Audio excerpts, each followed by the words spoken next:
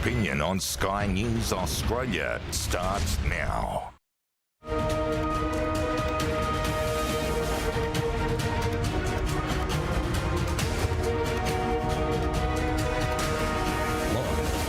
This is Outsiders. Good morning and welcome to Outsiders, the show that is to identity politics and woke ideological nonsense what the humble apple is to keeping irritating lefties in their place.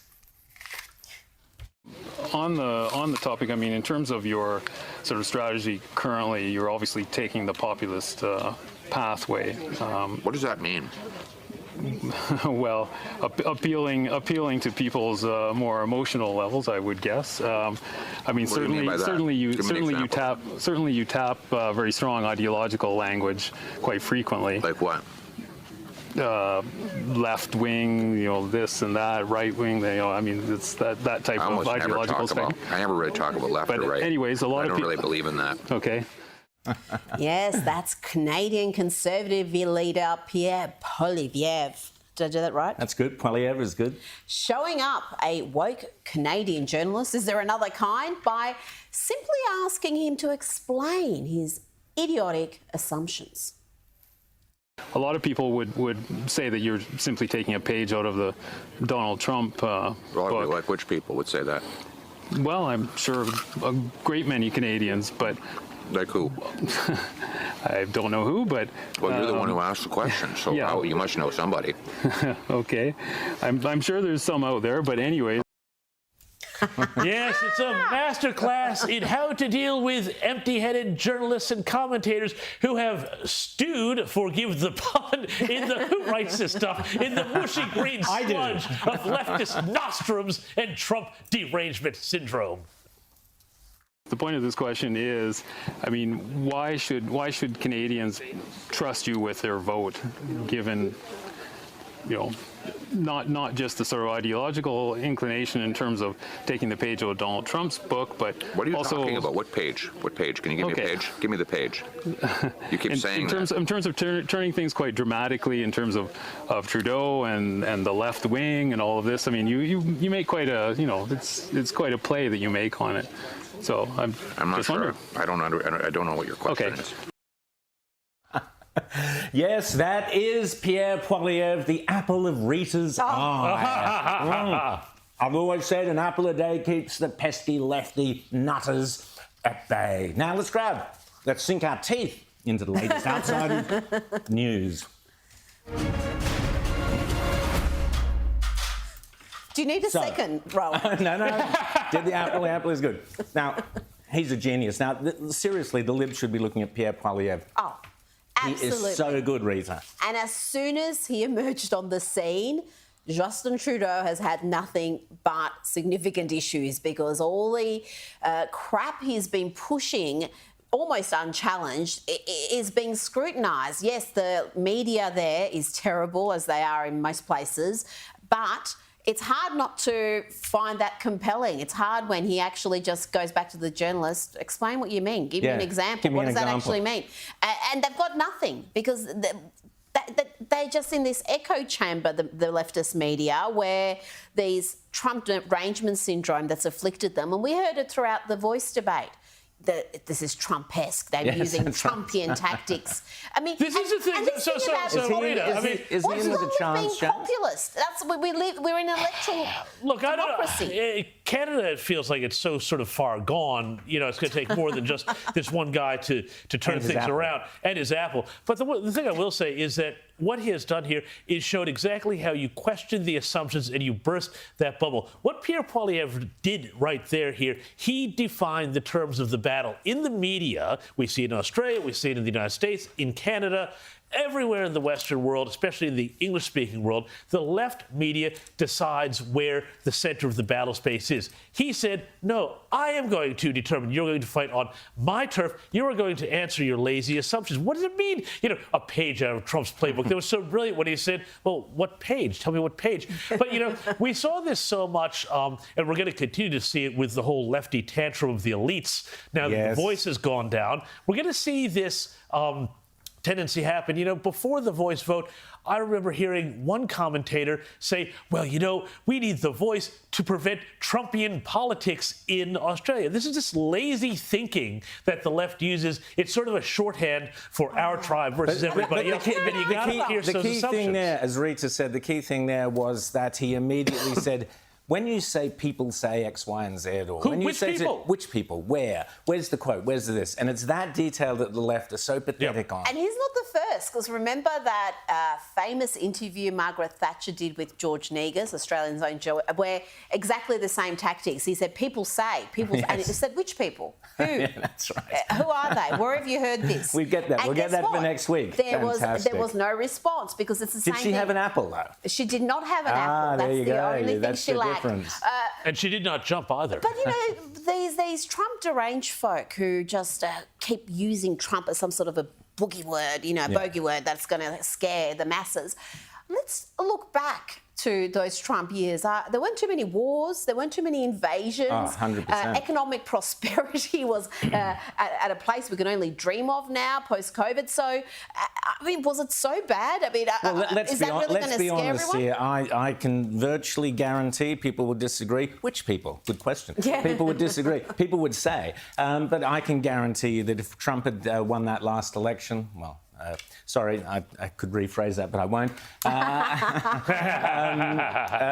That we wouldn't be seeing what we're seeing in Gaza. We wouldn't be seeing the Hamas terrorists, the Iranian terrorists would not have dared behave as they do under Biden, for the simple reason Biden gave them $6 billion. So, of course, they're going, oh, this is great. Let's have fun now in the Middle East, blowing the joint up. Let's talk about what's been happening in Sydney yesterday, Rita. We saw protests. We had talk about colonialism. We had talk about, how evil Israel is, all this sort of stuff. I'll be talking later in the show about my thoughts on the poison of moral equivalence and the lack of moral clarity in this entire debate. But let's just have a look at a couple of the shots from yesterday, these so-called protests.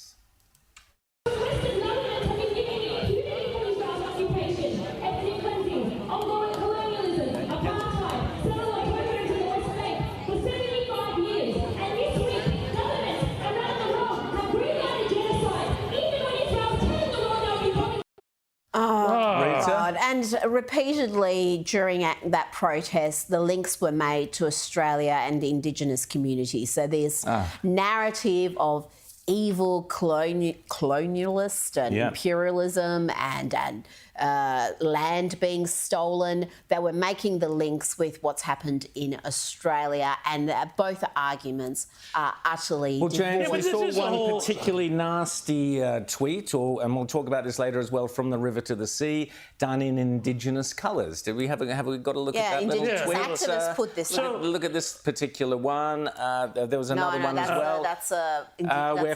Where the phrase "from the river to the sea," and we got to talk about from the river to the sea always was, always will be. So they've combined here's a poisonous, genocidal phrase about not even clever Palestine, enough to get it all in the frame. and they've then linked that to Indigenous. That is disgusting, and I'll be talking later in the show about what that means. I mean, this is the thing. First of all, what river? What sea? The Brisbane River, Sydney Harbour? What are they talking about? The Yarra, obviously. The Yarra, obviously, yes. But beyond that, though, this whole thing is so morally obtuse and offensive, what we have seen. These protests in cities yesterday. We're going to have one in Melbourne today, Rita, so look out for that.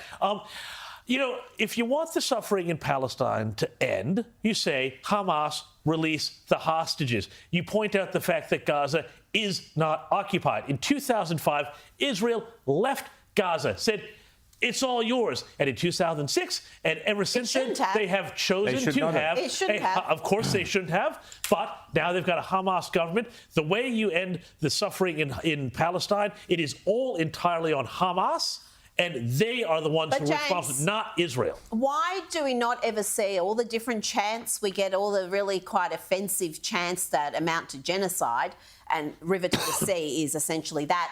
Why don't we ever hear any chants against Hamas? How about freeing Palestine and the Palestinian people from the evils of Hamas? From Iran. But we don't ever hear that. We don't hear anti-Iran or Iranian sentiment. We don't see protests outside the Iranian embassy or consulates having a an issue with the country that's funding this terrorism. Well, because what we're seeing is, this complete upsurge in anti-Semitism. It's just shocking. 2 weeks after 1,400 Israelis were killed, anti-Semitism has shot through the roof around the world, which is just shocking. But here's the other thing, too. We had these big protests here in Sydney yesterday. And interestingly enough, the New South Wales police didn't have to tell the Palestinian protesters not to go out because they might be set upon by angry Israeli supporters, which I think tells you something. No one was arrested for carrying a Palestinian flag, I can tell you that, for their own safety, for not disturbing the peace. So we can see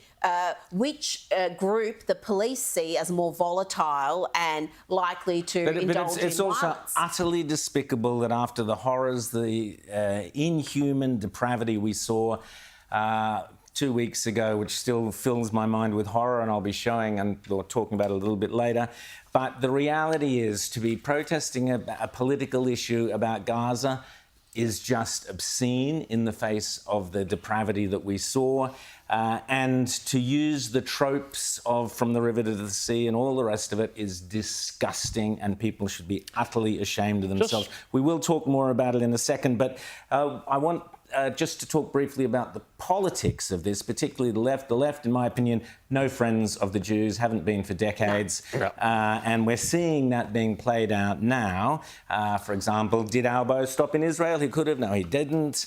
But I want to focus on, for example, James, we saw Michael Coutts-Trotter, Tanya Plibersek's husband, putting out a tweet.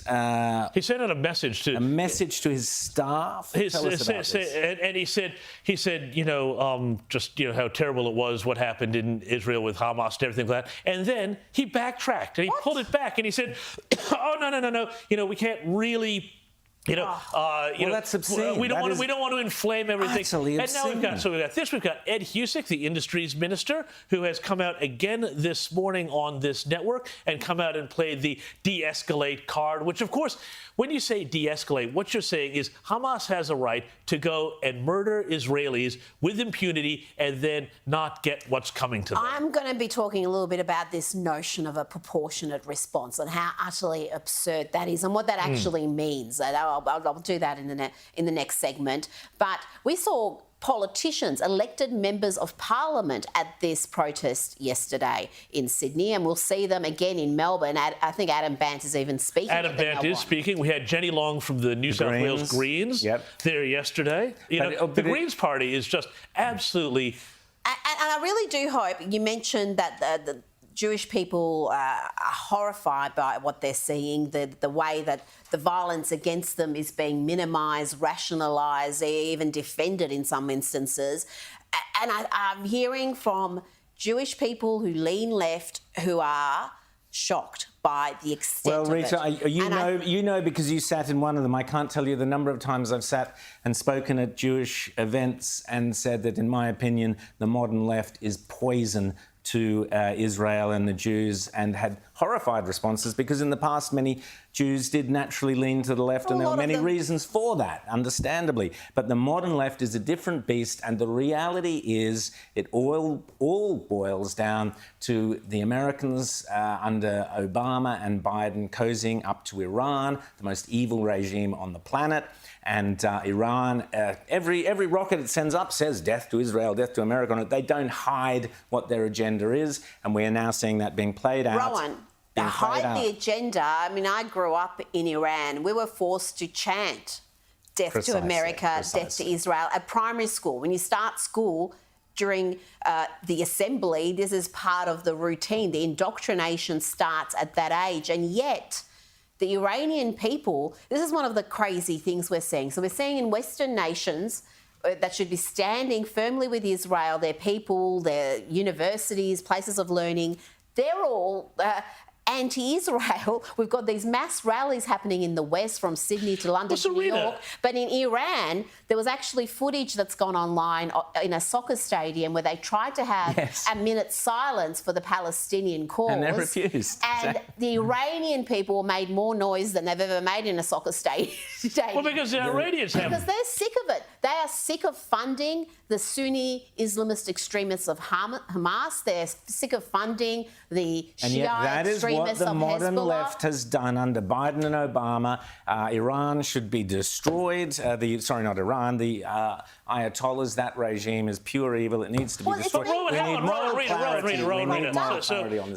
It's being propped up by Biden. Of course, it's being propped up. So this all started under the Obama administration, as you quite correctly said. The problem that Joe Biden has now, he's created this complete monster. At the same time, he has destroyed American energy independence. He's allowed Iran to sell billions and billions of dollars of oil on the world market. This means now Iran has the whip hand over the U.S. economy. And as for Iranians chanting death to America, well, I mean, how is that different than what we see in the curriculums of some schools in the U.S. and Australia these days? The only difference seems to be in Iran, it's the regime that's doing it, and the people are revolting against that. So it's shocking to me that people who have had this anti-American, anti-Israel indoctrination almost from birth, or at least for the last 40 years since the Islamic Revolution, they seem to be more sound and rational than our universities, both here in America, the UK. Seriously, the coalition's got a lot of work to do when it wins the next election, which it must do, because the Albanese government is a joke. It's a disaster.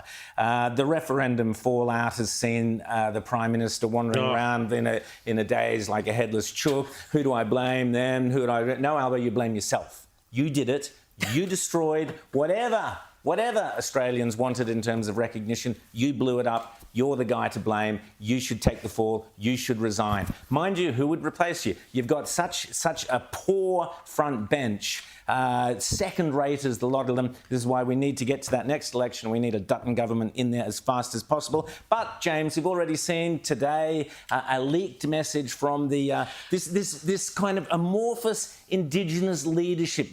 They're kind of some are anonymous, some we know who they are, releasing statements and all the rest. Yeah, but Are they elected? No, they're not elected. And let's just get straight to the point. Where is the money? Where has the money gone that has funded billions and billions of dollars of Australian tax dollars for Indigenous welfare? Where's the money gone? We need a full audit down to every cent into every pocket that money has gone, because it's a disgrace. They're now coming out and saying, this is a great logo someone's done, Audit 23. Audit 23. That's what we need to see. That is what the people voted for last week. And there was some ridiculous commentary, by the way, in the newspapers on the weekend saying that the no vote didn't mean people had said no to treaties or no to... the no vote meant exactly that. It meant no to treaties, it meant no to welcomes, it meant no to acknowledgements, it meant no to bits of burning bark around football stadiums. It was a no, a comprehensive one-word no. And anyone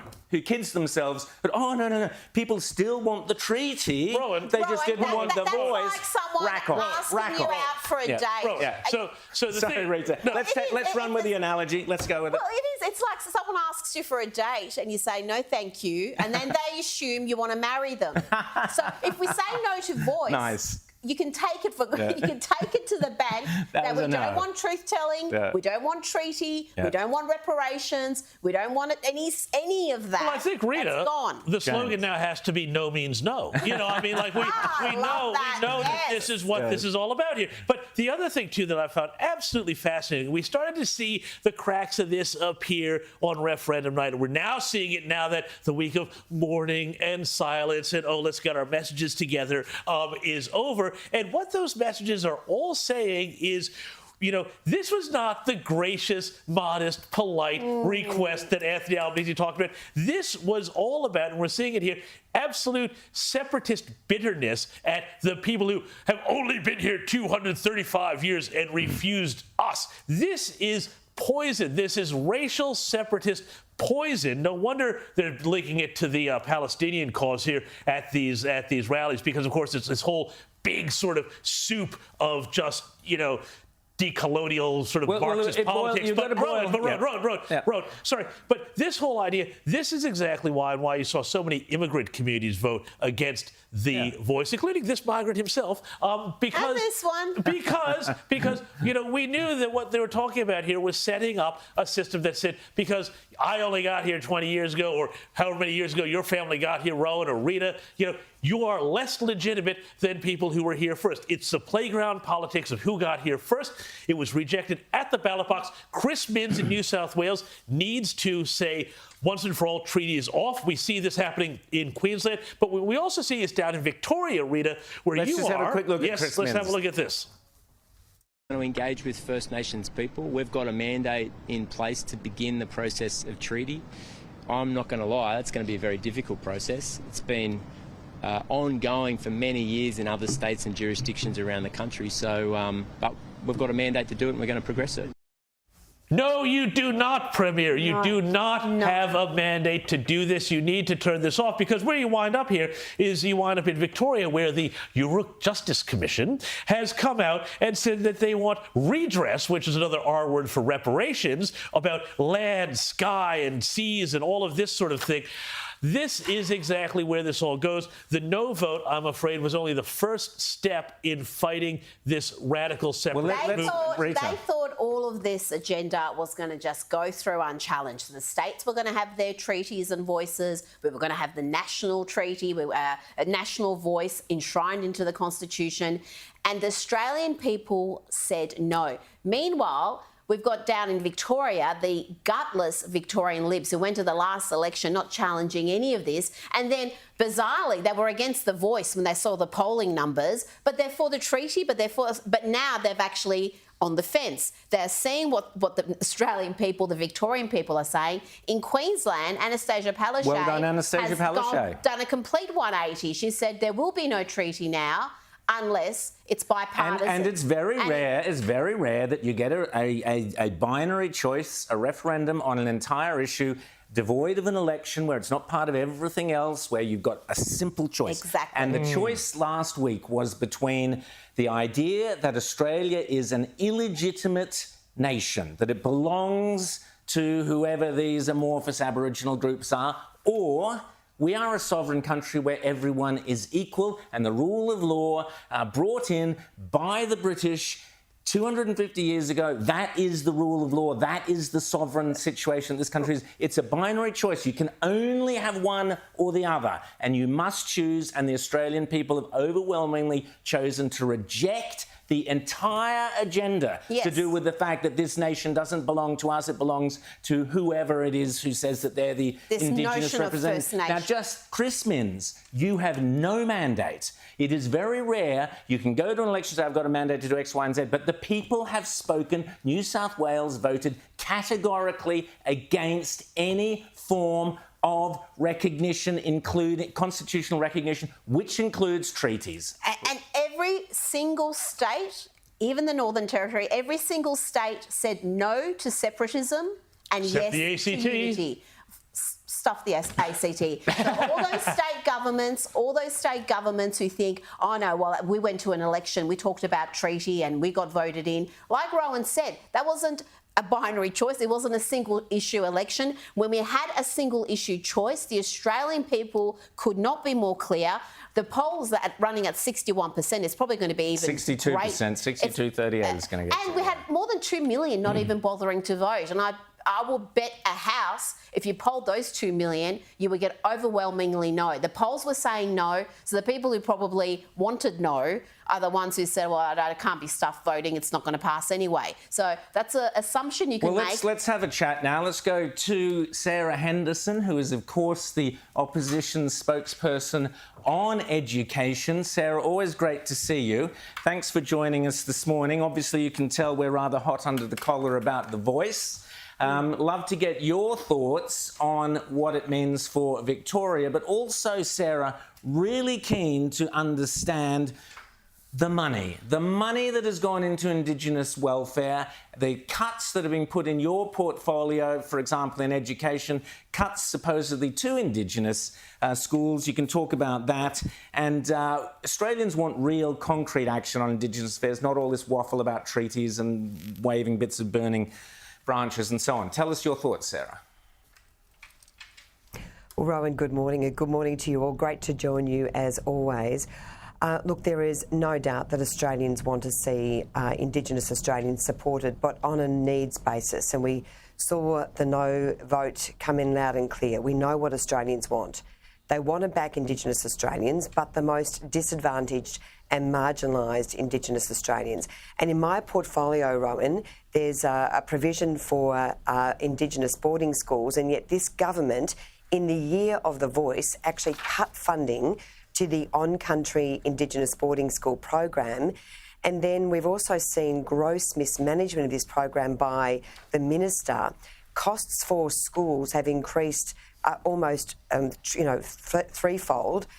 Schools in the Pilbara and also in East Arnhem Land have skyrocketed, and yet the minister has not raised any questions. The minister has not said what's going on here, and now we see that the CEO and the Chief Operating Officer are paid jointly $800,000 and $815,000 over 18 months, exorbitant salaries, exorbitant operational costs, and this just builds the case for an audit. We definitely need to see you wrote about this brilliantly programs. This week, James. Yeah, Sarah, I want to ask about this here because, we wrote about this in Daily Telegraph earlier this week. The minister, Jason Clare, he says that, it was the Morrison government that failed to fund the schools properly. But you have revealed that, in fact, what happened was that they warned the new government, the Albanese government, of cost blowouts. The funding was there when they came into office, and then they warned about the cost blowouts, and they didn't do anything to actually top up these funds. Tell us more about that. That's right. So we had funded 4 Indigenous boarding schools, $75 million. And not only did the minister cut funding from that program, he didn't do anything about the increase in costs. So look, absolutely the government should have acted to add more money to the program so these 4 schools should be delivered. But when these exorbitant cost blowout occurred, from 22 million to 64 million, ridiculous. The minister never raised questions. What's going on here? Why can't we look at other forms of construction, such as prefabrication? We need to ensure that the most marginalised and disadvantaged Indigenous children in this country get a decent schooling. And of course now these kids are missing out while the minister is grossly mismanaging this program. And then to make things worse, as you say, James, and as you revealed, Senate estimates documents showed that the minister was not telling the truth. He tried to attribute blame to the former coalition government, saying these 4 schools weren't fully funded by us, when in fact they were. And while there were some cost increases during COVID, and we accept that, the minister didn't do anything about it. Senator, so it's been grossly mismanaged. Senator, we saw 100 Indigenous leaders and groups, some advisory bodies, break the week of silence to come out and condemn the coalition and the calls for a royal commission into child sexual abuse in Indigenous communities. What's your response to that? Look, I think that's a really sad occurrence that it's occurred, that this really important proposal for a royal commission into sexual abuse of Indigenous children has not been supported by the government. I say shame on the government. As you know, we're also seeking a full audit. Again, we have had no commitment from the government. So rather than the government listening to the activists, to the inner city elites and to the big corporations, it is time the government listened to ordinary Australians, because that's what the coalition has done. And that's why we've seen so many parts of Australia say no to the Voice, including all across regional Victoria and in the outer suburbs of Melbourne.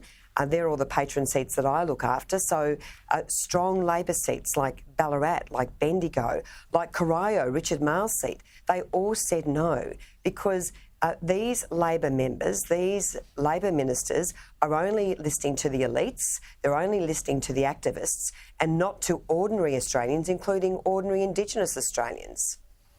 Senator Sarah Henderson, just quickly before we go, we got the news this morning that the Albanese government won't be kicking the Chinese out of the Port of Darwin. They're allowed to keep it or keep the lease going as long as possible. What did you make of that? Well, we were obviously hoping that that decision would be reviewed, and all I can say is that is regrettable, Rowan. It is regrettable indeed. We agree with that. Senator Sarah Henderson, thanks so much for coming on, and keep up the great work. Keep the spotlight on Indigenous affairs there, particularly with education. We need to see, where did the money go? Back in a tick. What's more, Rita's reality check in a tick.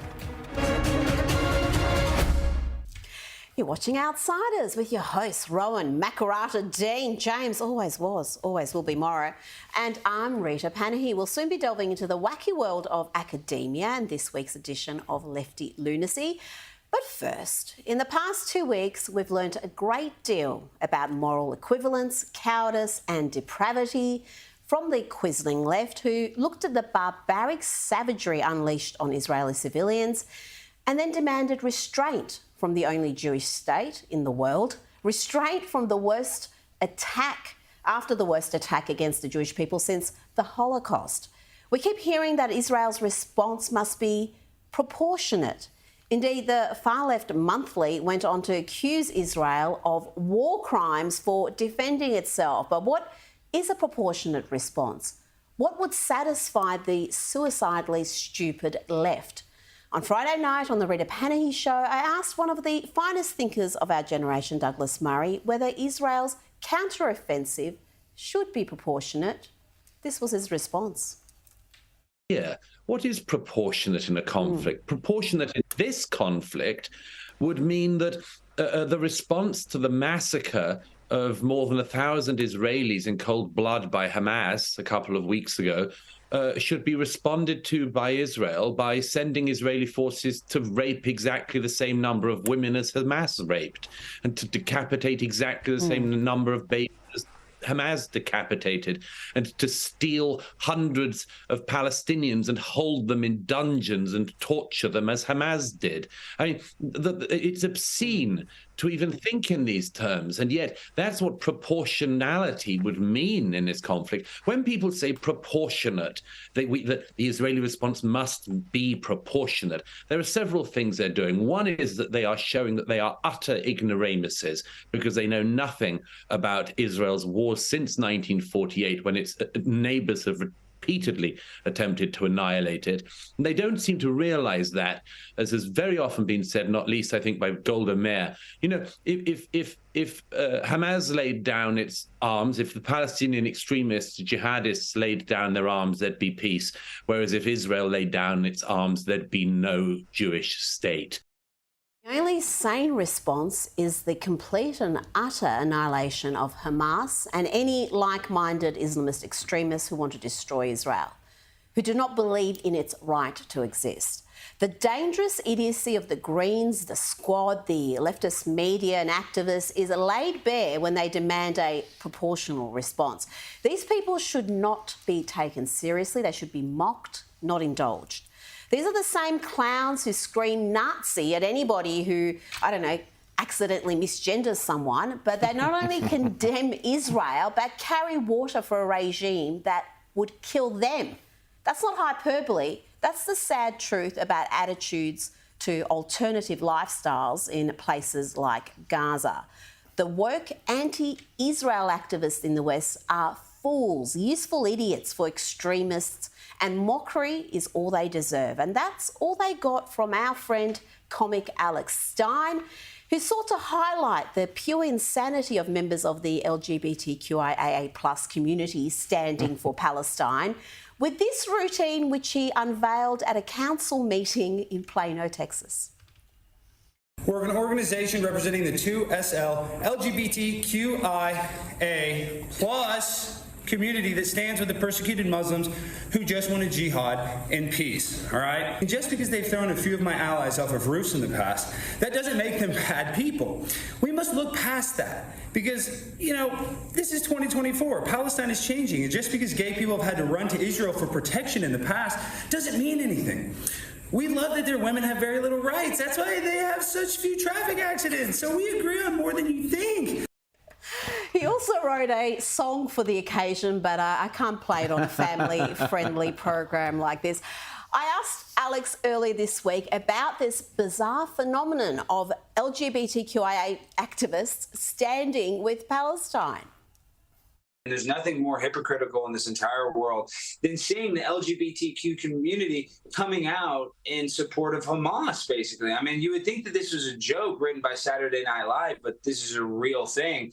And if they were to go to Palestine, they would literally be thrown off a roof. I mean, that's not hyperbole. That literally happened. So it's just kind of shocking, I guess you would say, that people have such strongholds in their identity politics that they can't even, see the nuance of supporting an organization that literally wants to kill people because of their sexual orientation.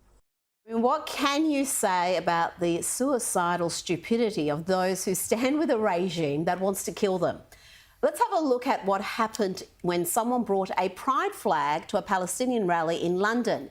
It got stomped on. That's what happened. What a shock. The truth is that the only place that members of the LGBTQIA+ community are safe and protected in the Middle East is in Israel.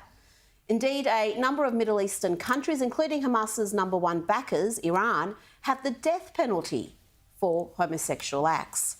And so I'll leave the final word for the dim-witted, useful idiots of the far left to comic Daniel Ryan Spalding, who has this pertinent message: if you want to free Palestine, then free it from Hamas. I think it's a little ironic that the people who seem to be defending Hamas online are also the ones they'd be most likely to kill. Oh, no, I'm sure the Islamic terrorists would love you, queer intellectual feminist. We're freedom fighters. They're fighting for their land, and I'm fighting for my right to purple hair. What the I'm sorry, if your reaction to people being slaughtered, beheaded, raped, and burned alive isn't complete and utter disgust and horror, if your reaction is, yeah, but I mean, why? See it from their perspective, you need to get your head checked, okay? I'm sure Jeffrey Dahmer had a rough childhood. That doesn't mean I empathize with him. If you want to free Palestine from Hamas. Fantastic. Thanks, Rita.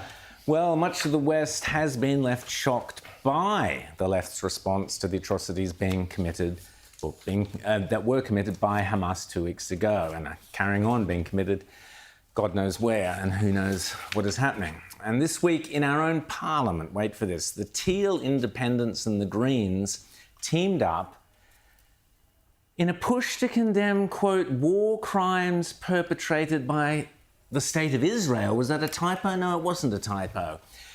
This is what they actually did. They condemned Israel after Jews were raped, murdered, mutilated, massacred, kidnapped, tortured, dismembered. Nice work, Teals.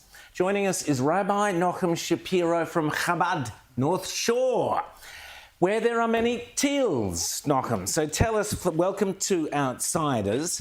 Thank you. Thanks for having me. So we've seen the atrocities that occurred. It was just disgusting. I cannot believe, and Rita and James and I cannot believe that there are people who are attacking Israel at this time. What sort of position does this put you in when you have many on the North Shore supported the Teals? What's the response you've had over the last couple of weeks? Of course, the general Jewish community is appalled by their response. And I said that if they did that to trees, how would they react? It's just, exactly. It's like, yes. It's incredible. This is either as bad as Nazi sympathizers, but certainly Nazi enablers. Anyone who weakens Israel's response, anyone who tries to stop Israel from doing what it needs to do to destroy and eradicate Hamas, as you said so well earlier, is actually enabling Hamas. And we wouldn't do that after 9/11. The whole world was with America. Australia sent forces together with the United States to bomb Afghanistan and to get rid of Al Qaeda. This is unbelievable. And I can't believe that everyone is anti-Semitic in this way. I would have to say that, some are absolutely stupidity. It fits in, people have a hard time sometimes changing their worldview. It's difficult to admit that your way of seeing the world was wrong.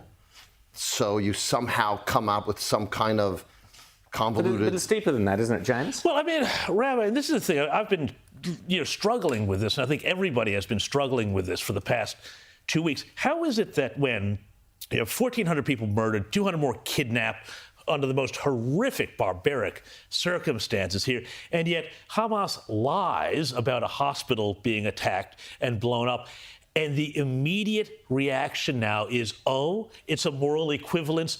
Both sides are, have a bit of a thing here. Let's try and de-escalate it. I'm quite concerned, though, here in Sydney, which I've always thought, was a bastion of civilization and philo-Semitism, I guess, for a lack of a better word, to see that you can have pro-Palestinian marches here, the New South Wales police enabling them when 10 days ago they told Jews to stay at home.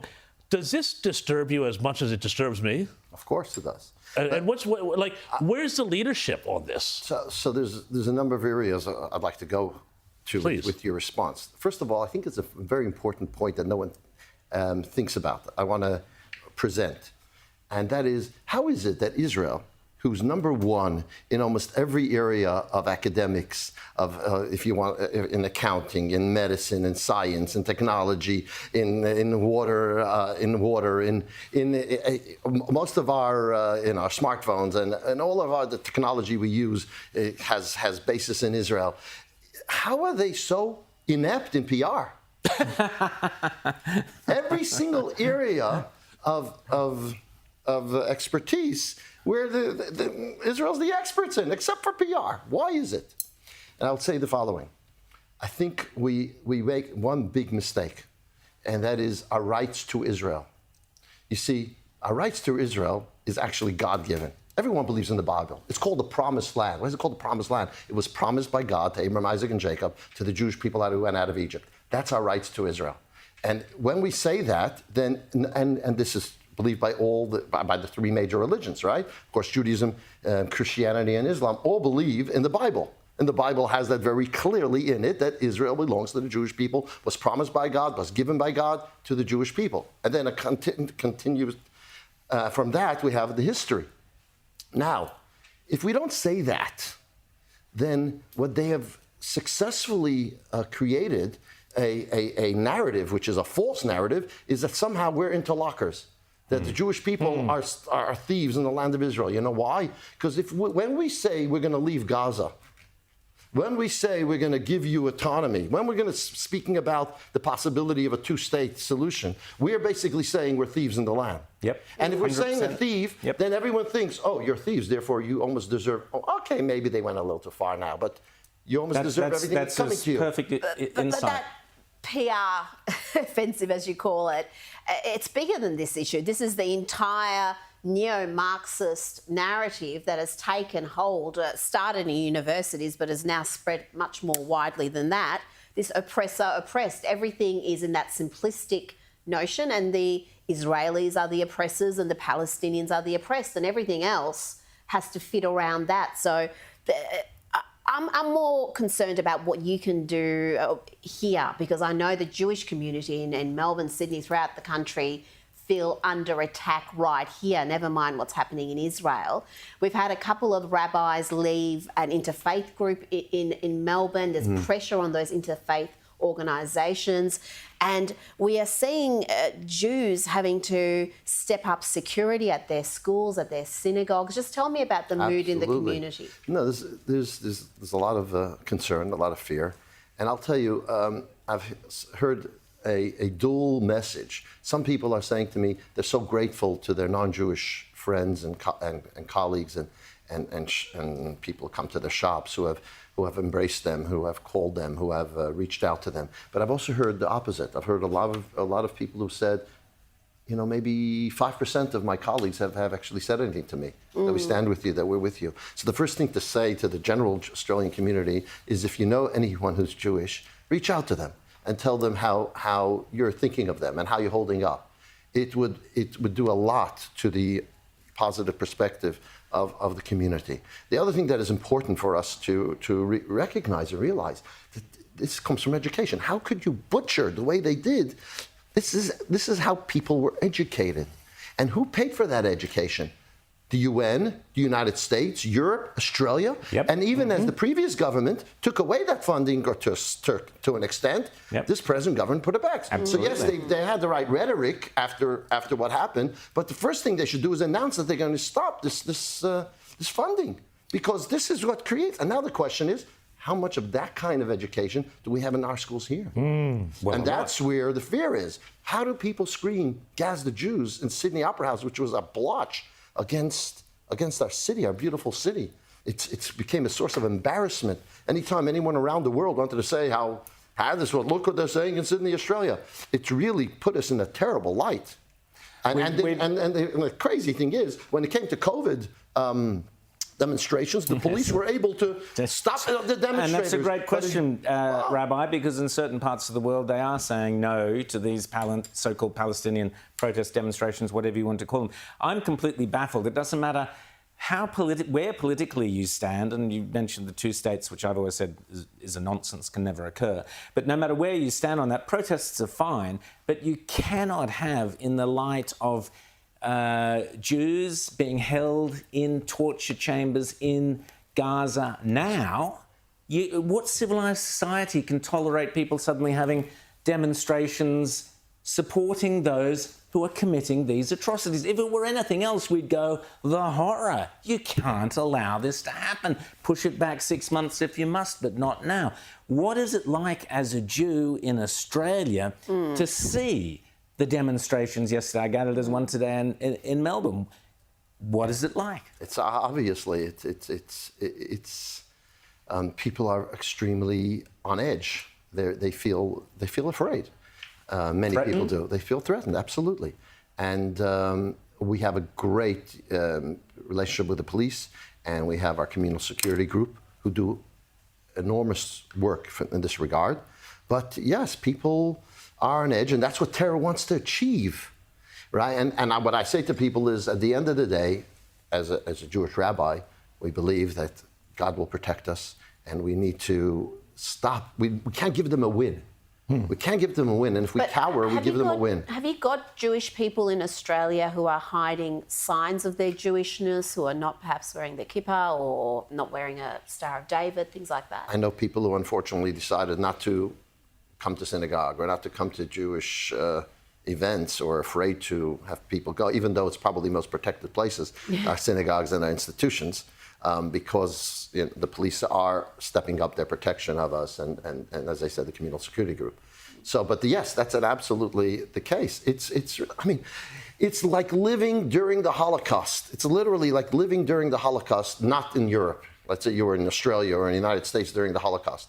That's how we feel right now. This is the attack we had, and at that time, that we don't have 100% backing from the general community is outrageous. And Jewish person said this earlier in the week. The Nazis hid what they did. They tried to hide their evil, the slaughter of the Jews. Here it's being celebrated in the streets. Videos it, puts it on social media, promotes it and celebrates it and is proud of it. So this Jewish hatred is almost even more virulent now than it was then. Absolutely. The only difference is that the Nazis were able to murder 6 million Jews, and if Hamas were given the ability, they would do it. They would do the same. And the ridiculous thing is how we don't believe what they say. Just look what they're saying. Well, we certainly do believe them, and we are horrified. Rabbi, you mentioned the Holocaust being in Europe. Stars of David are being graffitied on Jewish homes in Berlin at the moment. I mean, that is how disgusting it is. Certainly on behalf of this show and all of us, our thoughts are with the Jewish community 100%. And we say to all outsiders out there, as the Rabbi says, if you know a Jewish person, go up and offer them your full, vocal and unswerving support. Can Rabbi I say? Yes. Two last points or one last point? One last point. One last point. And the last point is that we believe that the whole world is one. And therefore, any good that we do actually has an impact generally for the whole world. So in addition to what you just concluded with, if just go out of your way and do something positive. Because in this time, we don't say what's going to be. We have to say, what can I do? And everyone in the world can do something to make it a better place. We can advocate, like you guys do amazingly. Really, we're very appreciative of that. And but we could actually even being kind and doing a good act, but being kind to those who need kindness. But being kind to the cruel is being cruel to the kind. Rabbi Nachum Shapiro from Chabad, North Sydney, thank you so much for coming on Outsiders this morning. After the break, Wackademia, lefty lunacy, lots happening here on Outsiders. Don't go away.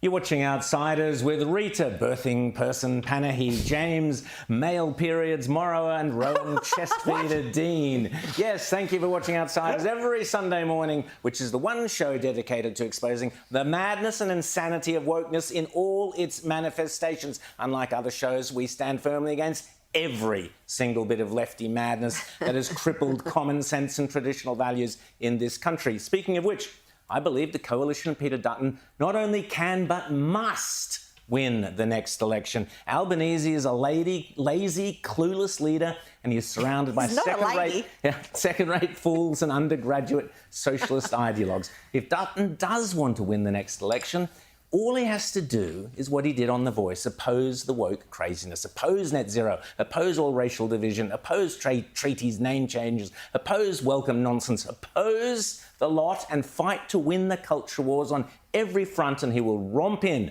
with the same 62-38 margin that he won The Voice on. That's my personal guarantee. You can take it to the bank if there are any banks left in a couple of years. For starters, Dutton must immediately follow the example of Sarah Huckabee Sanders, Donald Trump's former press secretary, now serving as Republican governor of Rita's state of Arkansas. Today, we're taking a stand against woke nonsense. What frankly started as a fad among a few grad students has seeped down into corporations, the healthcare industry, and increasingly state government. It's demeaning to women, and it needs to stop. In a moment, I'll sign an executive order banning a number of all sorts of ridiculous words from state government documents. Those include words like pregnant people, laboring person, birth giver, and several other nonsense terms that have cropped up in recent years. That's the way to go, coalition. Here. We'll take a short break. Your governor back in a tick. Don't go away. Outsiders. Hello, you're watching Outsiders with Rita Panahi, James Morrow, and myself, Rowan Dean. Before I begin, I should warn you that some of the things I'm going to describe are very distressing. Let's start with the basics. There is no moral equivalence. Let me repeat that for the hard of hearing and, more importantly, the hard of common sense and the hard of clear thinking. There is no moral equivalence. This time 2 weeks ago, first responders in Israel were confronted with what was, without a doubt, the most monstrous crime of the 21st century. I could show you the gory photos and footage filmed by the perpetrators themselves, sickly, the vile thugs of Hamas. But I won't. Instead, let me just show you the reaction to the full horror from two individuals who witnessed for themselves the absolute depth of the inhumanity, the cruelty, and the horror that condemns Hamas and those who support Hamas for all time. They deserve no mercy. Here are two of those who arrived to clean up after Hamas. In one room, they discovered two parents and two children, all mercifully dead by the time they arrived. But what was evident is that the parents had been bound and tied up and dismembered in front of their own children, or was it the other way round? No words can describe the depths of depravity and evil in what these two men witnessed. On the other side of the dining room was a 7-year-old boy and a girl, I would say about 6 years old, sitting just against the parents, hands tied to the back, same position. The bodies were tortured. Who was tortured before? Who saw if this was a purpose, if this was the children looking at the parents being tortured, the parent scene, and when I say tortured, I will say missing body pieces. An eye, just taken out an eye, one eye, fingers being,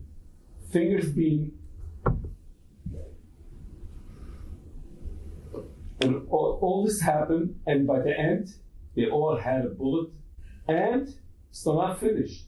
In the middle, there's a table. Those tables were sitting and eating the Saturday meal that was prepared for this family. They just took it and they ate this meal while torturing these children. I don't think those men will ever recover from what they saw. There is no moral equivalency. Parents and children tortured in front of each other, mutilated, body parts chopped off, eyes gouged, while the evil monsters responsible sat and ate their dinner. No horror writer, no sick psychopath could conceive of such a grotesque crime. I'm afraid in my book, you either condemn such action outright without qualification, or if your moral compass is so skewed, you somehow justify it, then you too share culpability. A female Israeli morgue worker who had to pull the bodies out of the body bags last week described the brutality of what she saw, of what Hamas had done, as worse than the Holocaust. She described decapitated pregnant mothers and beheaded babies. Yet people around the world not only excused this absolute depravity, they celebrated it. Such as this housewife stopped at random in the streets of Hamburg in Germany. Was halten Sie von den Anschlägen da in Israel? Das ist gut. Das ist sehr gut sogar. Was ist gut? Ich freue mich, dass die sowas geschafft. Sie freuen sich? Ja, ich freue mich sehr gut. Ich habe auch gefeiert. Wir haben gefeiert zu Hause. Sick. Yes, the murder, rape and mayhem not only brought that woman pleasure, she made a point of laughing about it and celebrating it. I repeat, if you do not condemn such barbarism, in my book, you share the blame for it. You have the blood on your hands. The goal of Hamas has never been hidden.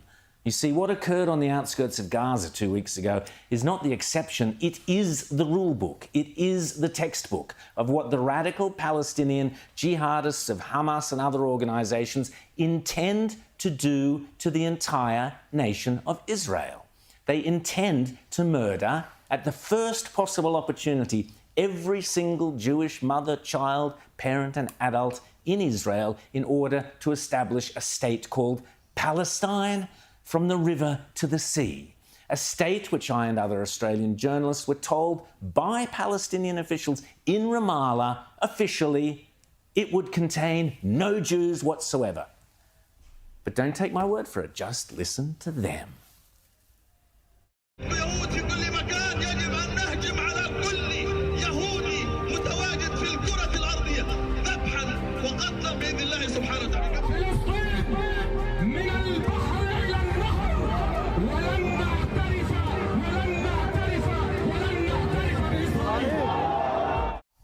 There's plenty of that stuff online. In case your Arabic is a little bit dusty, what those charming characters, the acknowledged leaders of Hamas, and the same individuals I showed you last week, by the way, gloating about all the money the West, yes, we, give them via the United Nations and UNRWA, including Australia. What they were saying is, quote, all you 7 million Palestinians abroad, enough of the warming up. Quote, you have Jews everywhere. Quote, we must attack every Jew on planet Earth. We must slaughter and kill them with Allah's help. Quote, Palestine is from the sea to the river, and we shall never, never, never recognize Israel. Quote. That sick cry you hear from the river to the sea is a call to commit mass genocide. Nothing less. Genocide on an industrial scale. It is the ultimate in hate speech, the ultimate call to commit extreme violence, brutality, murder and butchery. Yet here are school children in the United States this week glorifying in the murder and rapes school children.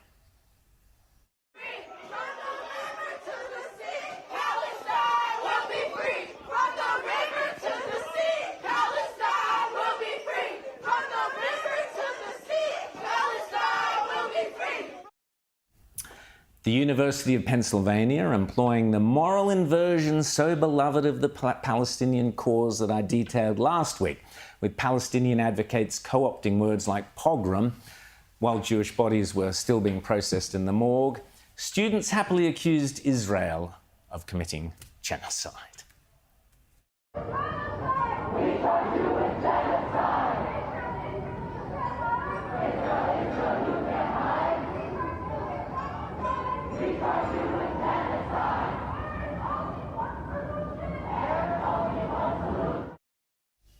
And if that's not bad enough, have a listen to how a pro-Palestinian activist at that same university literally justifies those horrific murders, rapes, beheadings, and other atrocities.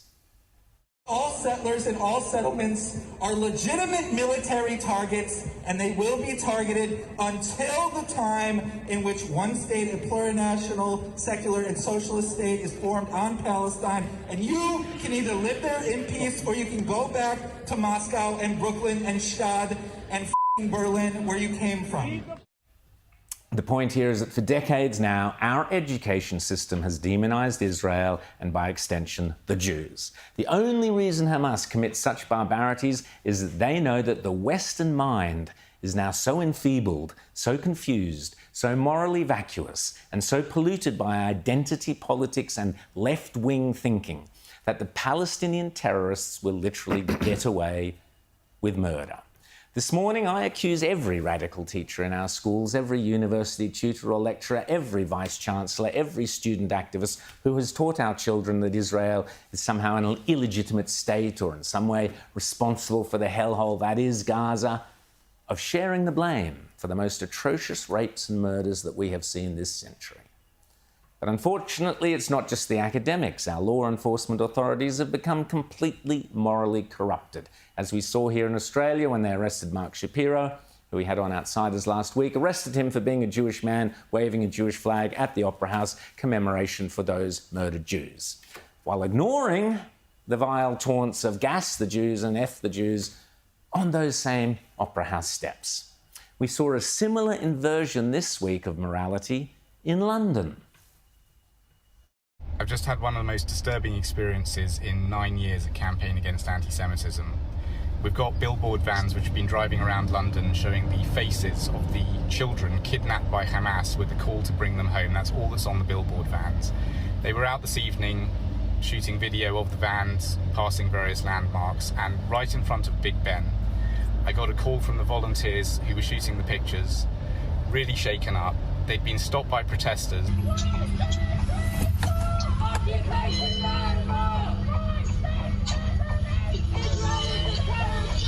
And then police had turned up and told them to turn off the billboards and clear out of central London. Otherwise there would be, quote, a breach of the peace. Last week there were pro-Palestinian marches and celebrations around the world. Here's a small compilation by the Daily Mail.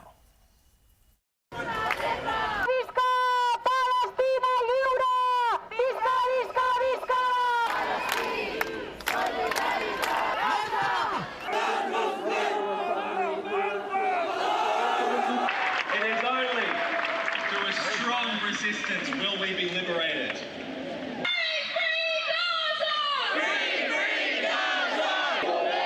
Thank you! Free Palestine! Når jeg kommer tilbage, så tror jeg, arrangørerne lige har et par afsluttende ord. Europa og USA. Free Palestine! No es una guerra, es un genocidio. No es una guerra, es un genocidio. Volveremos a Palestina.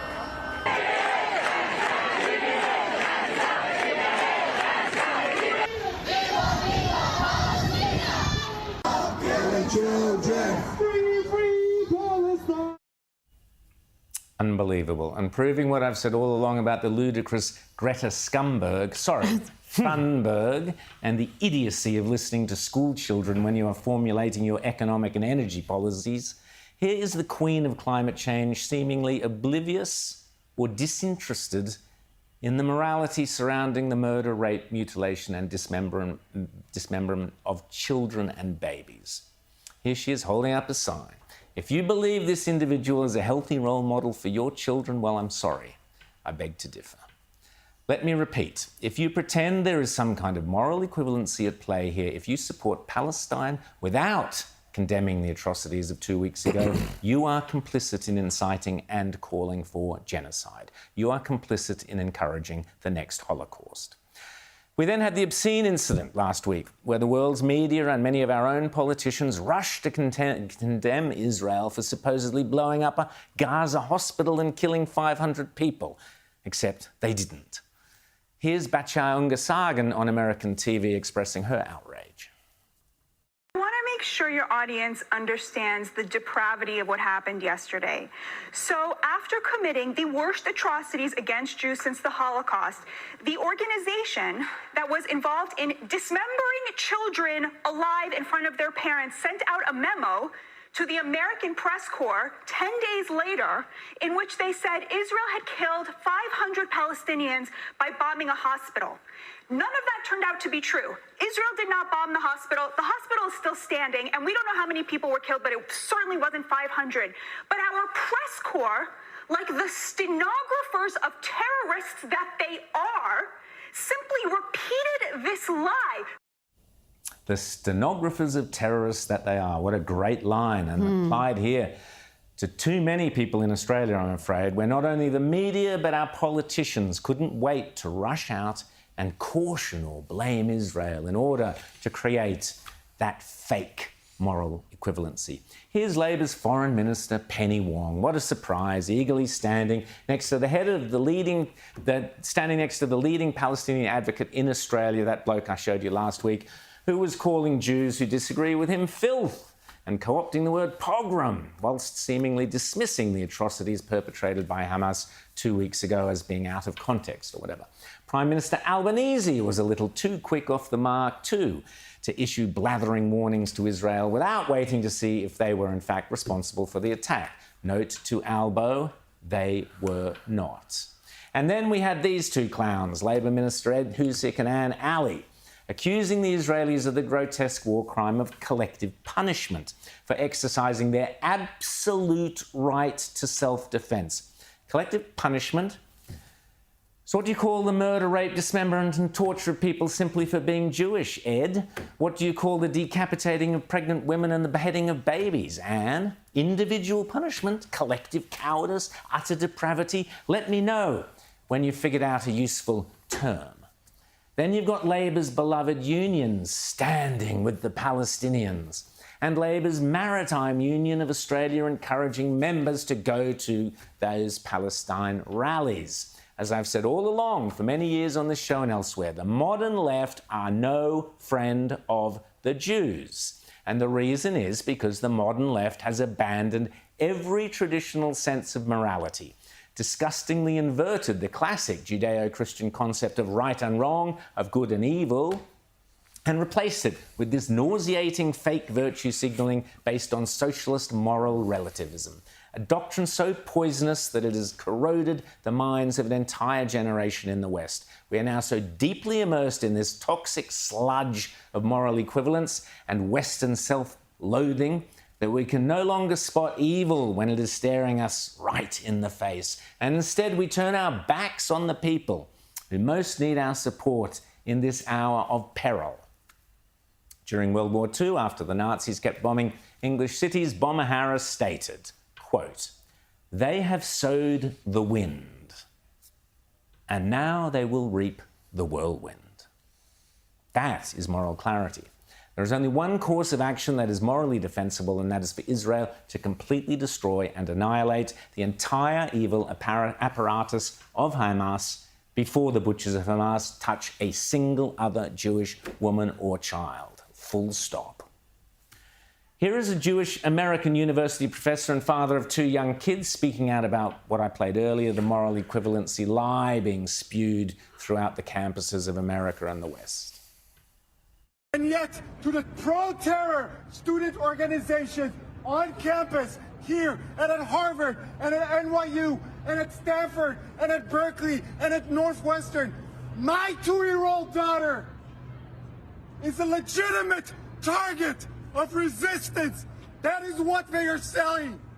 You are allowed to murder and kidnap my 2-year-old daughter in the name of resistance. And none of the presidents of universities all around the country are willing to take a stand. This is what cowards do. Cowardice. The moral case is clear, and I'm pleased to say that not everyone of the left has succumbed to the poisonous doctrine of moral equivalency. Here, I'm delighted to say, and to my surprise, is the Democrat mayor of New York, Eric Adams, speaking with something sadly lacking from so many of our leaders: moral clarity. We could all learn from him. We are not all right. We are not all right when we see young girls pulled from their home and dragged through the streets. We are not all right when we see grandmothers being pulled away from their homes and children shot in front of their families. We are not all right when right here in the city of New York you have those who celebrate at the same time when the devastation is taking place in our city. We are not all right when Hamas believes that they are fighting on behalf of something in their destructive, despicable action that carried out. We are not all right when we still have hostages who have not come home to their family. We are not all right. And we're not going to say we have a stiff upper lip and act like everything is fine. Everything is not fine. Israel has a right to defend himself, and that's the right that we know.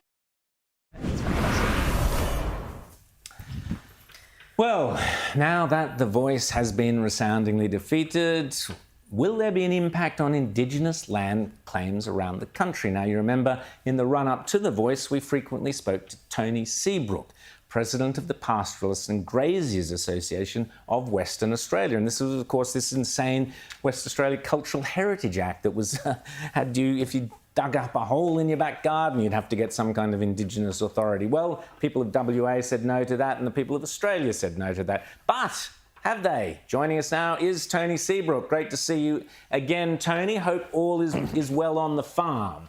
Well enough, Ron. Look, mate, a bit hard to follow on from what you've just said, but look, thanks for saying that. It absolutely needed to be said. And Thanks, look, Tony. simply referring back to the referendum, when you think of the unbelievable pressure brought by these woke groups, the left-wing Labor Party, the ABC, all the company directors, all the municipalities, all the sporting clubs, all the people promoting the woke side of the argument, they got 40%. If it had been left to the judgment of ordinary Australians without all the virtue signalling and all the pressure that was put upon them, it probably would have only got 20%. Yeah, I agree. So, wokeism is alive and well. But look, back to the ACH. It's not dead yet. The Act is still in play. It's gone through the Parliament of West Australia. It now needs the ascension of the state governor. Before that, 1921 Act that we've been suffering under is actually dead and buried. Could have been done months ago. It still hasn't happened yet, but it's about to, I believe. James. Tony, one of the things that we've been seeing around the country since the voice referendum went down and the Aboriginal groups have ended their silence on that is a real push now again to resurrect an awful lot of the elements of this, whether it is treaties, keeping that going, or also, as we're seeing in Victoria, they're calling it redress for land and air and waters taken from Indigenous people. How concerned are you that in the wake of the no victory, that the people who are concerned about this then move on to the next thing, and a lot of this stuff winds up coming in anyway by stealth because the news cycle has moved on, the campaign has moved on? I'd say absolutely deadly concerned, really, really concerned. This little group of people, the inner city elites that were driving in the beginning, have not let it go. Watch ABC television, they just cannot let it go. They can't realise the damage they're doing. And I'm quite certain that those same groups will continue to undermine and work hard to achieve the divisive result that they failed to achieve in the referendum. It's not dead and gone. The attitudes are still there and just as dangerous as they were before. Rita. Tony, we had 2 in 3 West Australians vote no. It was emphatic. How much did those Aboriginal heritage laws, the state-based laws, play a part in the people's vote? I think it was absolutely huge. we had a window into the future. We saw exactly where this could take us to. And to have our Prime Minister stand up and say it's a tiny little thing, it makes no difference. Listen to the Mr. Mayos of the world. Listen to the radicals that were just waiting to get their hands on this. They were going to create unbelievable mayhem. And we nearly let it through, or the government tried to push it through. And look, it's there. The impact on agricultural lands and anyone that owned freehold land in the ACH was huge. And it was a window into the future. So what's going to happen in WA, Tony, with, are they going to start... We're seeing around the different states different reactions. So Anastasia Palaszczuk has said, OK, treaty's dead and buried. She's read the room correctly. Yet here in New South Wales, this clown Minns seems to think that he can press ahead with a treaty. What's the future like under your Roger Cook? What's it look like? Look, they're bloodied. They're absolutely bloodied. But why did it take them nearly 3 months to do something they could have done in a week? All they needed to do was simply say that we pass through Parliament the rescinding of that Act, revert back to the 1972 Act, then put in place the amendments that might need to be made and have been made. But they tied the amendments to actually repealing the Act. It was churlish. I think that the loss of the referendum will probably give them a bit of food for thought. But look, it's unrelenting. The left never give up. They just keep on pressing and pressing and pressing, and ultimately to the detriment of the people they're supposedly trying to help. That's the shame of it. James. And we're hearing increasing calls here, and I think this is something that we really need to have an audit, first of all, of the Yes campaign and what they wound up spending, because we know that this whole thing cost about $450 million now. Go further, it may even be north of that money that could have been used to actually help people on the ground rather than activists, but also just of Indigenous spending in general. I mean, it seems to me that you get an awful lot of money flowing into the top of this funnel, but very little seems to drip out onto the communities where it's needed. Well, look, we have the National Indigenous Australians Agency in Canberra, 1,400 people and a budget of $4.5 billion. Shakespeare once said, for all the good that thou hast done, get thee gone from here. It's not getting down to where it needs to. How can it? What are you seeing in WA? What are you seeing in WA? Look, you've got communities up in the Kimberley, and there are dozens and dozens of them. They live on welfare. They don't work. Water, power, electricity, nursing, education, policing, it all needs to be supplied.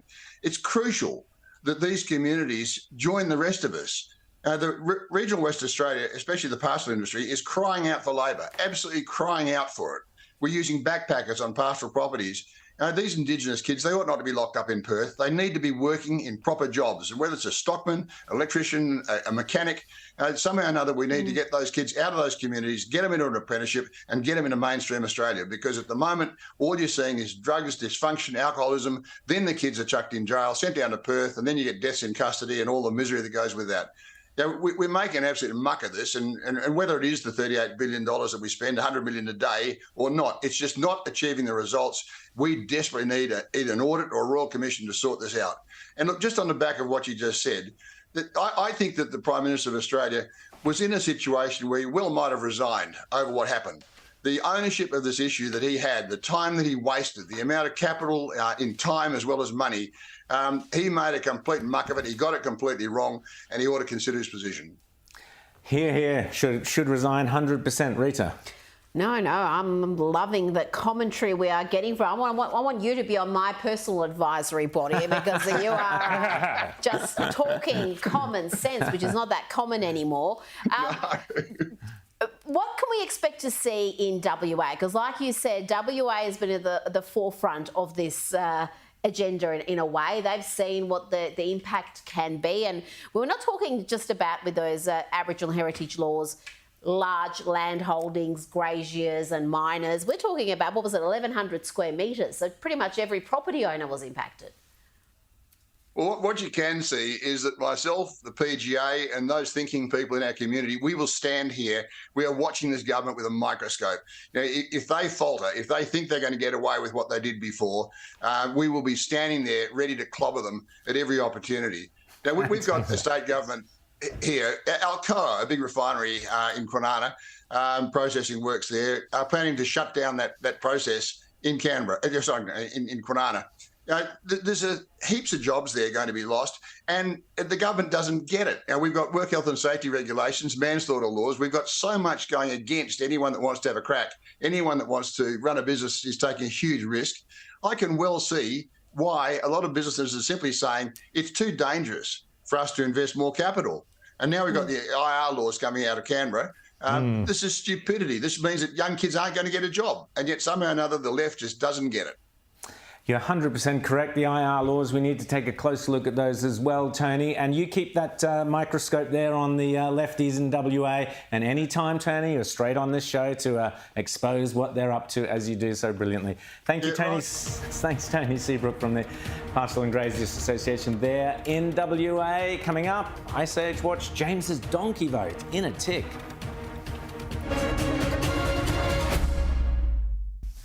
Hello, you're watching Outsiders. I'm James Morrow here with Rowan Dean and Rita Panahi. And I have to say, one of the most disappointing things about the past 2 weeks has been the way the left in general and Democrats on Capitol Hill in particular have lost any moral compass when it comes to Israel. Note, I did not say I was surprised, just disappointed. The gross moral equivalence drawn by the left between Israel and the Palestinians, who have now been elevated to the status of sainted victims, despite the crimes of Hamas butchers, has been something to see. But here's what's pretty amazing. When they're confronted about it, Democrats run. I'm going to show you a few examples of these cowardly Israel bashers, but let's start with this guy first, Montana Senator John Tester. He's so freaked out about being asked about Israel, about his anti-Israel record, he actually runs down the stairs, the back stairs in the Capitol building. Have a look. Senator Tester, why did you vote to allow mass boycotts of Israeli products by anti-Semitic activists? Senator Tester, why did you vote to allow American taxpayer dollars to fund Hamas, the terrorist group attacking Israel? Do you regret voting to send billions of dollars to Iran?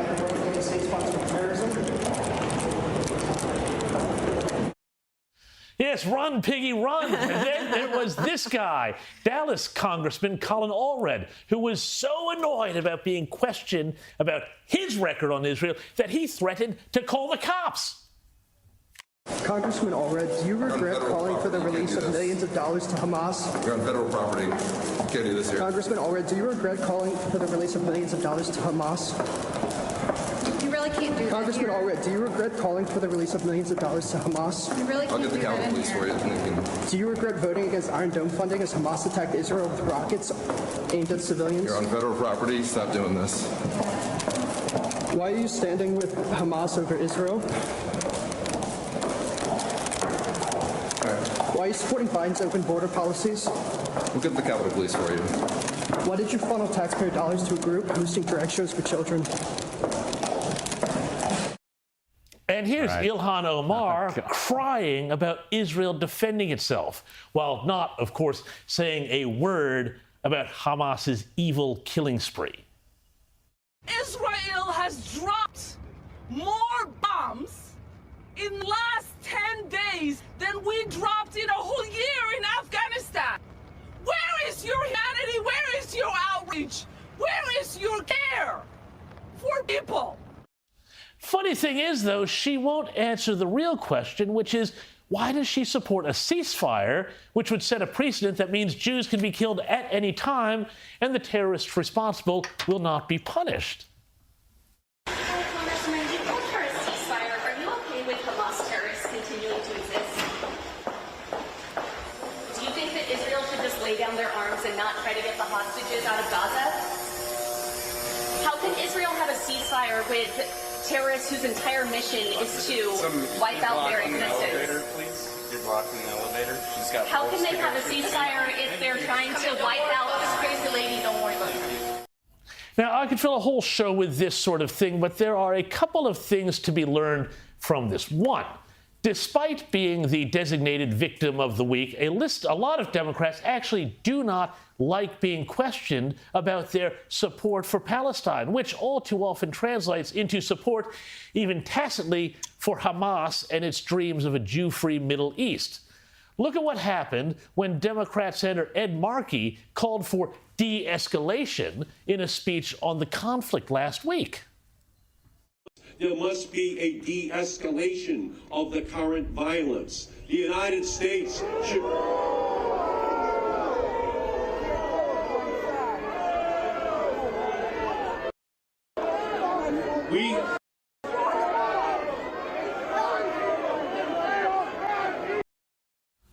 Yeah, who's on the wrong side of history now? You see, normal people don't like this stuff, and they think Israel does have a right to hit back. Which brings me to my second point. Hamas's attack on Israel was really part of a broader war on the civilized West, which partially explains why the progressive left, still steeped in the bizarre Marxist liberation politics of the 1960s that now comes out in expressions like decolonization. And others have noted that when the Nazis tried to murder the Jews of Europe, they tried to hide their crimes. Hamas, on the other hand, live streams their brutality. Democrats are on the wrong side of history here, and they know it, or at least I hope some of them do. Thanks, James. Now, let's return to the resounding defeat of The Voice. Yes, I like saying that, the resounding defeat of The Voice. We did predict it all along, and we certainly were pleased to see that happen. Race-based division is never a good idea.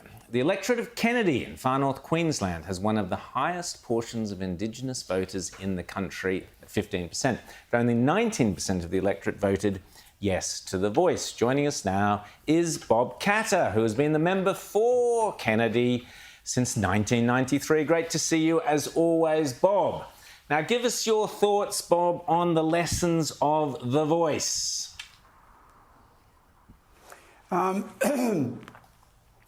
To the absolute shame of my nation, I am so embarrassed by this. But also, I have a strong feeling of failure. Dick Smith, no less, and Macca on Sunday went into Mornington Island and gave a very generous donation to get a market garden going. And I hadn't seen this. When the Socialists got elected in Queensland, the much maligned Bajocki-Peterson government went down, there were market gardens in all of the 15 communities where there is 100% First Australian people. These are genuine First Australians living in their homelands. And there's nearly 70,000, 80,000 of them in the Torres Straits and the communities areas. Now, their life expectancy is 56. Now, you don't need a voice to tell you that. And there's 15 local government councils representing those areas. Why don't you go out and have a yarn to them? Now, I got a television crew to go in, and of course they asked all the questions about The Voice. All the answers were not about The Voice. The answers that came from the black fellas, not the white fellas, from the black fellas was, our problems are affordability. We can't afford to buy food. We most certainly can't afford to buy fresh food. We've got no housing. We've got no jobs. Well, why haven't they got jobs? Because you took away their water rights, their timber rights, their quarrying rights, their rights to run cattle. You took all those rights away from them. And then you say, oh, look, they're lazy no-hopers. Well, I tell you what, if you took all those rights away from the wokies in Sydney, I know what they'd look like. Now, that is the shame of this nation. That is the shame of this nation. And Jason Ned, who was to get an Australian Icon Award off the Prime Minister because he had mustered more cattle than any other person in human history. More than anyone in America, Argentina, Brazil, more than anyone else. And he was to get an Australian Icon Award, and he died 2 weeks before the award. This is about a month ago. Now, Jason got 1,000 head of cattle together, just wild cattle. He had to get up before daybreak, go to bed after sundown, risk his life on a galloping horse to get those cattle together, wild cattle together. And he got 1,000. It's $1.5 million he's done for his family and his country. But he couldn't get a land title. I mean, you know, you're out there screaming for The Voice. Why don't you listen to the voice that's there now? The voice 100%. Is there now. but you won't listen to it. And the hypocrisy of running out the likes of Alan Joyce and Mike Henry supporting your cause. Well, if there was one sure way, you wokies, you Mr ALP, you Mr LNP Bleeding Hearts, if there's one sure way to lose that vote, was to run out Alan Joyce and Mike Henry. And that shows how far you're out of touch with the Australian people. That shows just how far you're out of touch. In the last election, the ALP couldn't get 33% of the vote. The Liberals couldn't get a third of the vote. And they voted for all sorts of crazy people like me. You know, they voted for all sorts of crazy people. Well, Bob, but they won't vote for the majors. Rita. In Kennedy, which is as far removed as you can get from inner city Melbourne and Sydney, how did the general population there view this entire divisive debate? I mean, we were well and truly sick of it here, but what was the perception of it in a seat like Kennedy? I would say during that period, I interfaced with maybe 400 people, and I would say 300 of them expressed an opinion about something. And I would say 300 expressed an opinion about this. Now, this custodian business, you know, when you land in a Qantas aircraft, Mr Joyce, the great Australian, except he's not an Australian, and Mike Henry's this word, head of BHP. Both companies are owned by Australians. Both companies sold by the ALP, LNP junta that runs Australia, and they got a foreigner running. Well, naturally, a foreigner owns it.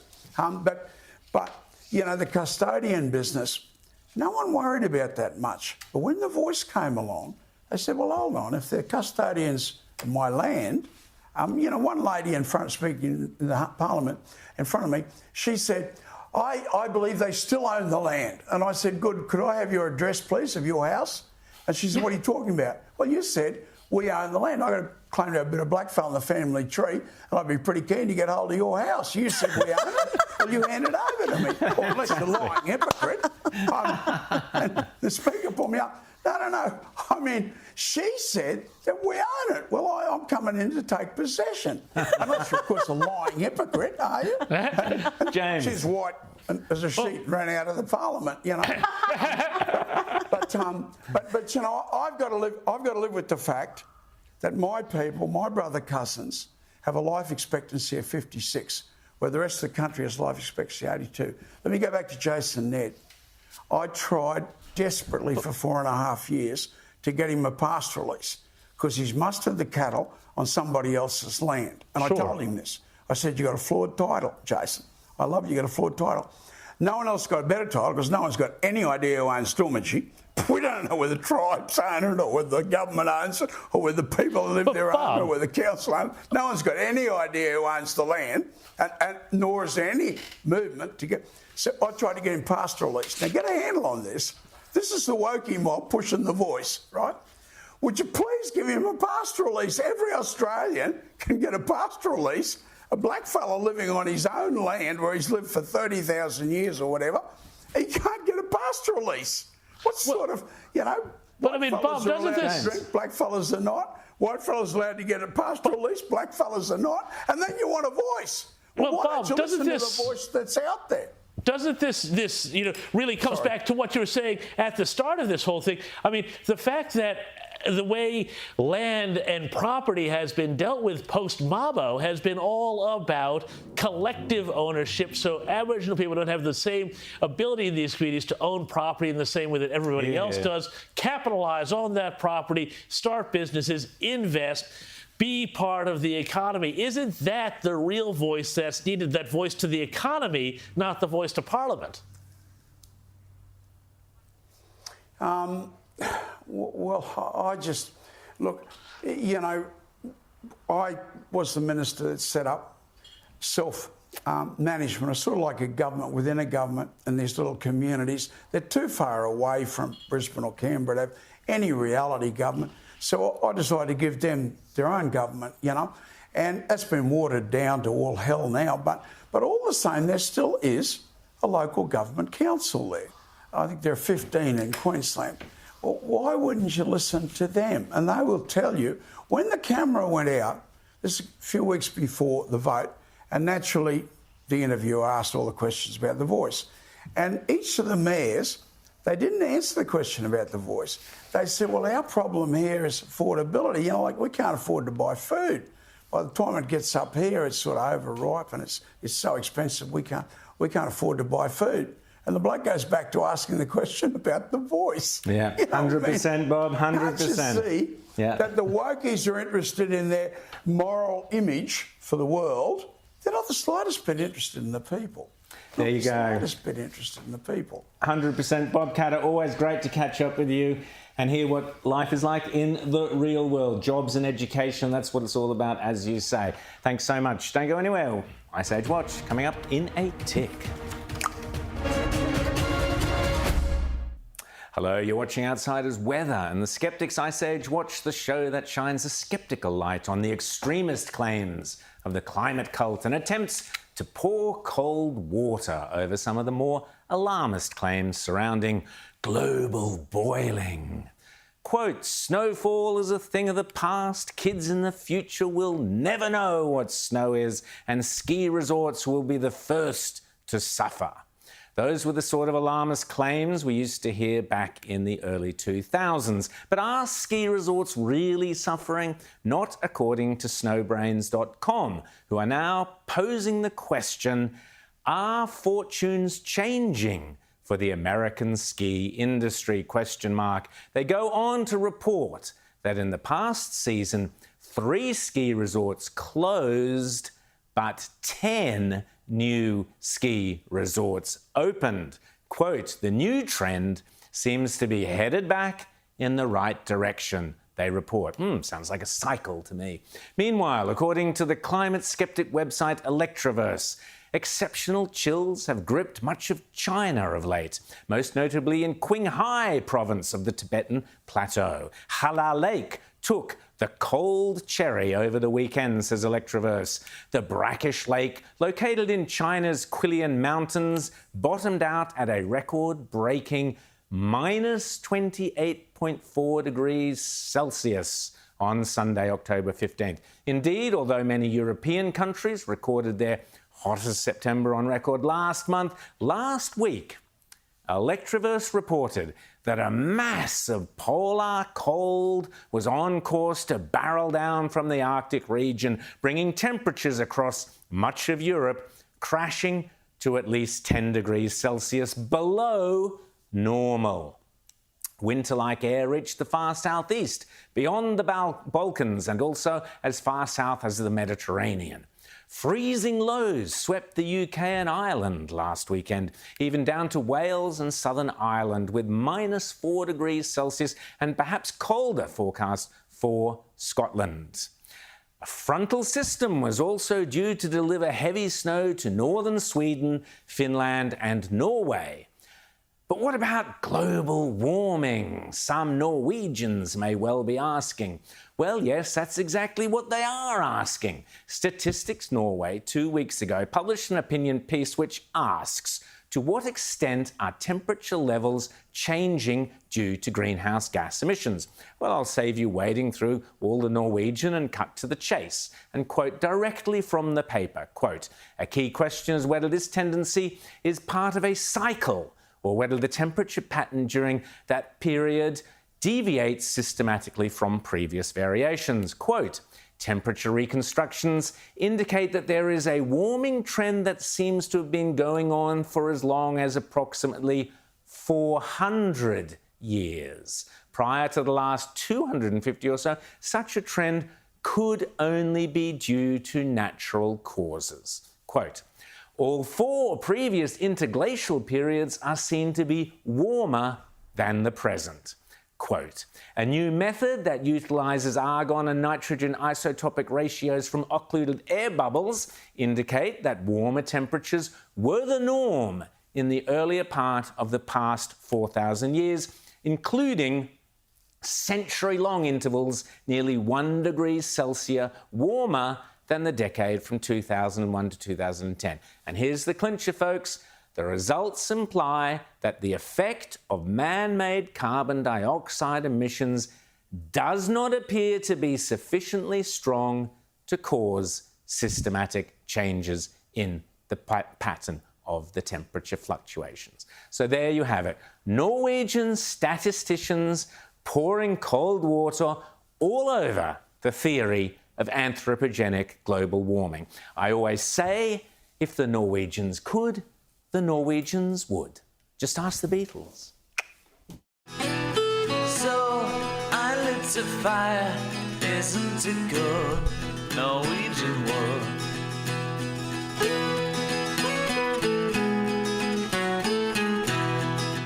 Hyperbole, extreme exaggeration, as pronounced by Julia Gillard. Hyperbole. James, you got some hyperbole for us? Well, I mean, hyperbole, but it's pretty hateful hyperbole here. Nicole Flint reports here that Stephen Miles, Deputy Premier of Queensland, used parliamentary privilege to call Amanda Stoker, former host on this network, and a great friend to Sky viewers everywhere, an extreme right-wing, crazy, woman-hating lunatic, which seems completely, well, entirely inaccurate, but also totally unhinged by the Deputy Premier of Queensland, Stephen Miles. Unhinged. I mean, and the fact that this coward would use parliamentary privilege to defame a woman, to call a woman like Amanda Stoker woman-hating, extreme, is... It's not just false, it is frankly disgusting. And the left can't even play by their own stupid rules. Here we've got a man launching this demented abuse against a woman and doing it with parliamentary privilege, knowing that she can't respond with her full legal rights. Well, I would wear it as a badge of honour, Amanda, who Amanda, of course, was on Outsiders the very first time she ever appeared on television. So I would wear it as a badge of honour, Amanda. This Stephen Miles clown, let him spew it all out because, seriously, Amanda Stoker is so far above someone like Stephen Miles. How have they got so many dud politicians in Queensland Labor? Yeah, they've got a disproportionate number. They really do. And well, that's why they're on their way out. That's why they're on their way out. Yeah. Well, that's why we want to see Amanda Stoker back in Parliament. We've got a poster that was taken down. Well, yes, a billboard in New Jersey was taken, as was an anti-Hamas poster, which, as you can see, says, "Don't be naive, Hamas would chop your head off too," and they would. So I don't know, there's truth in advertising there, but there were 100 complaints, and apparently that's enough to get a billboard taken down. Well, apparently, the police even got involved with it. And this is this whole ridiculous thing that we're seeing now where, the media and the cops and everybody are trying to dial down the temperature on the discussion so we don't see just how ugly it is coming from the left. At the town hall protest in Sydney yesterday, they were warned, don't say anything anti-Semitic because it might get on camera. But if you have to give that warning, you know what's going on. And they still couldn't help themselves. I saw some social media posts that were just disgusting and vile, calls for beheadings and killings and just inciting violence. And you know what? It seems to always come from the one side whenever we have these debates. It's just one side who has become accustomed to using violence. Absolutely. Here's a picture of a Shabbat table put up in Israel to commemorate, or rather remind the world that 200 people are missing. Very tragic, and our thoughts are with them. That's it for Outsiders. We will see you next Sunday morning at 9 o'clock. Until then, make sure you got Rita and James during the week. Make sure you watch that as well. See you next week. Bye.